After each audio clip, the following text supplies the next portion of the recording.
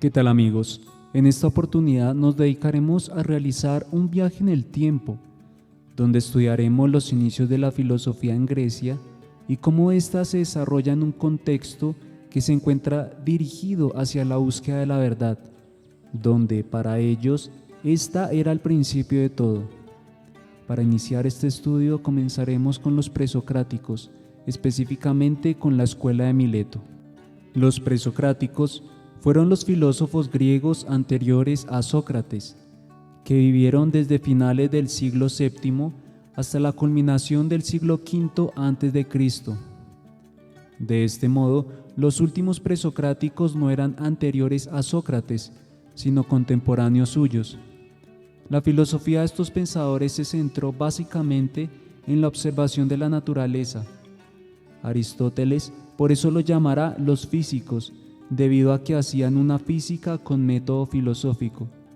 Por ello, frente a la naturaleza, el presocrático toma una actitud que dista totalmente de la de Hesíodo, el cual se había encargado de narrar cómo se había configurado el mundo y la genealogía de los dioses a partir de un mito.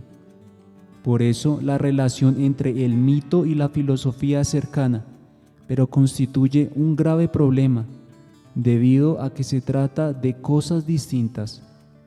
Por tal motivo, el filósofo presocrático se enfrenta a la naturaleza con una pregunta: ¿qué es esto? Y frente a ella, la respuesta no se encontrará en un mito, sino que es solucionarse con filosofía. Ahora bien, ¿qué es lo que hace a los griegos preguntarse por lo que son las cosas? ¿Cuál es el motivo del asombro que movió a los griegos a filosofar?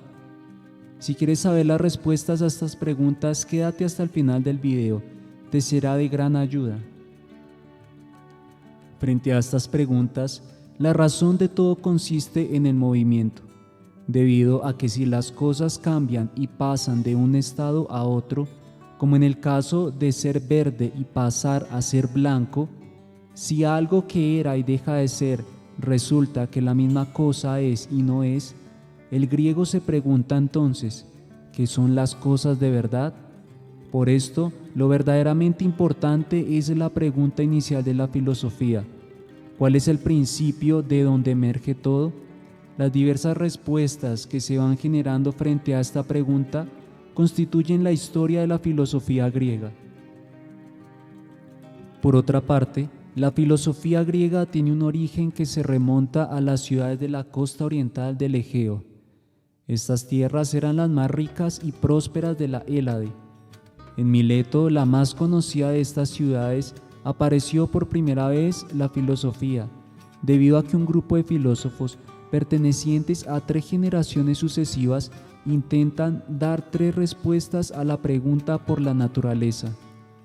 A este primer inicio filosófico se le puede conocer como la escuela jónica o la escuela de Mileto, y de esta manera sus 3 principales representantes serán Tales, Anaximandro y Anaxímenes, cuya actividad llena el siglo VI a.C.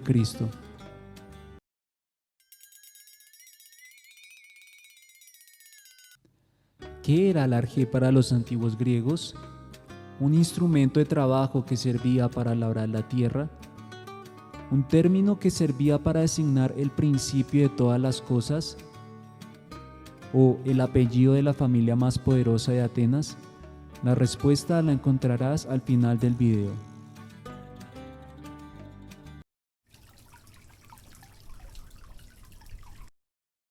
Vivió desde el último tercio del siglo VII hasta mediados del siglo VI. Los antiguos relatos dicen que fue ingeniero, astrónomo, financiero y político.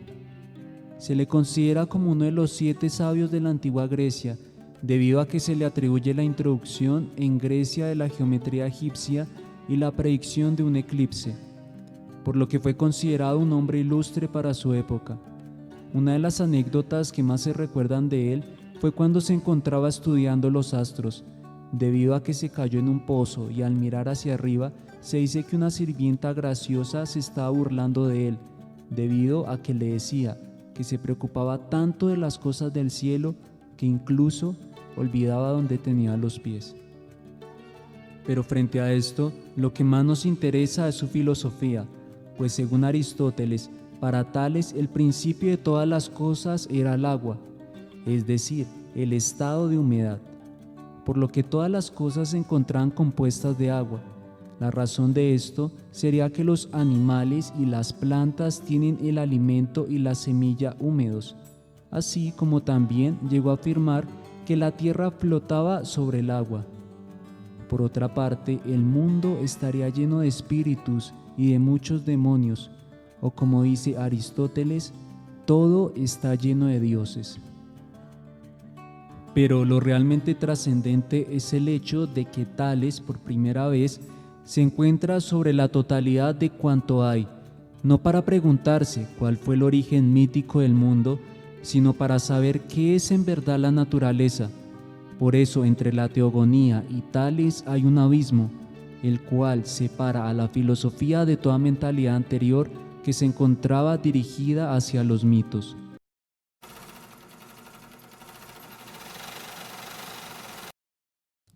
Sucedió a Tales a mediados del siglo VI en la dirección de la escuela de Mileto.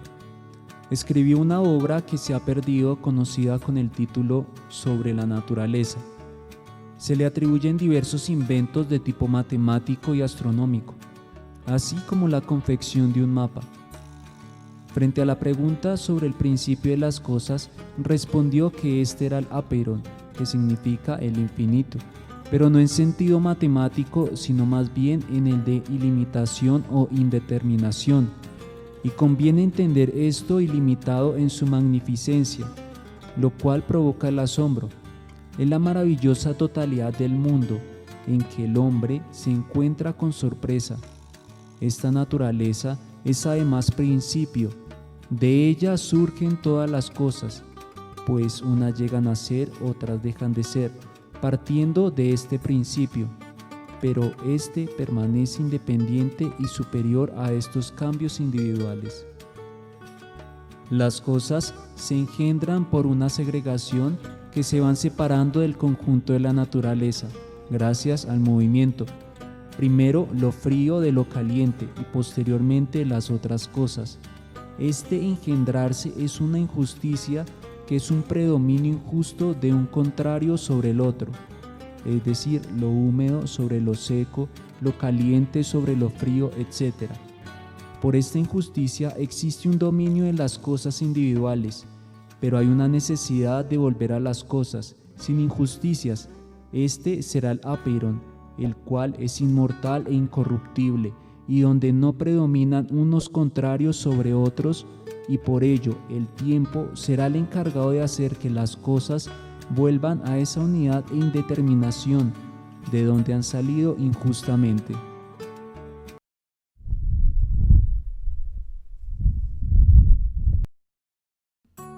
Fue discípulo de Anaximandro, es el último filósofo importante de Mileto, y dentro de su pensamiento se encargó de añadir dos cosas nuevas a la doctrina de su maestro. La primera consiste en que el aire es el principio de la naturaleza, pues de él nacen todas las cosas y a él vuelven cuando se corrompen, lo que pareciera ser un regreso nuevamente al pensamiento de Tales, reemplazando el agua por el aire. Pero lo que los hace distintos es que Anaxímenes agrega otra precisión que consiste en el modo concreto de formación de las cosas, el cual parte del aire, que es la condensación y la rarefacción. Esto es realmente importante debido a que se da la designación de una sustancia primordial, de donde a partir de ella se producen todas las cosas. Así el aire enrarecido es fuego, y más condensado serán nubes, agua, tierra, rocas, dependiendo del grado de densidad. Con ello, a la sustancia primera se le añadirá un principio de movimiento.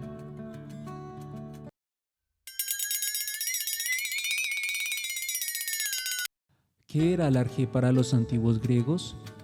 La respuesta es un término que servía para designar el principio de todas las cosas. Los griegos entendían el arjé como el principio que se encargaba de explicar el comienzo del universo por medio de una explicación racional a través de una o diversas sustancias. Y tal como lo hemos visto en el video, para estos primeros pensadores este era el agua, el aperón y el aire. Para saber más datos curiosos sobre la filosofía, suscríbete a nuestro canal. Con esto, amigos, finalizamos esta primera parte dedicada a los filósofos presocráticos, los cuales se encargaron de realizar su labor filosófica en la ciudad de Mileto, dando una primera respuesta al arjé como principio de todo. Hasta la próxima.